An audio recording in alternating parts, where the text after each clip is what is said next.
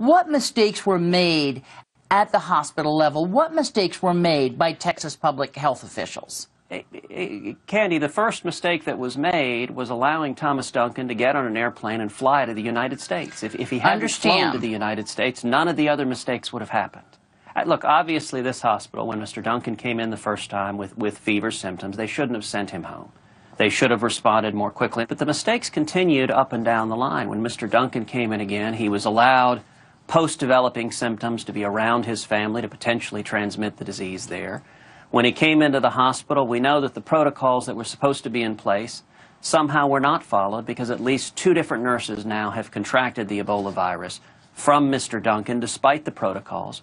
We also know that that second nurse was allowed, after contracting Ebola, to board a commercial airliner flight, and she was told by the CDC. She wasn't told, don't get on the flight. The CDC gave her the green light to do that. That was a serious mistake. Right. Throughout this process, there have been mistakes. And listen, dealing with a virus, with an epidemic, is a learning process. It's obviously a learning process with very high stakes, and so we can't afford mistakes.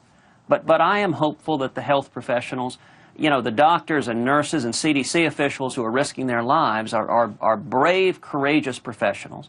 And I'm hopeful we'll continue to improve our response.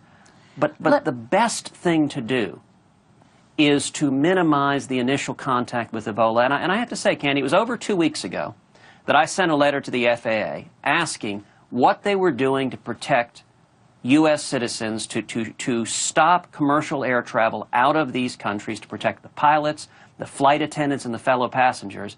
It's now been over 2 weeks. The FAA has not responded to those questions, and we've now seen both Democrats and Republicans coming together saying, listen, this is a basic common sense step. While there is an active epidemic raging, we should not be having commercial airline flights with up to 150 people a day coming to the U.S.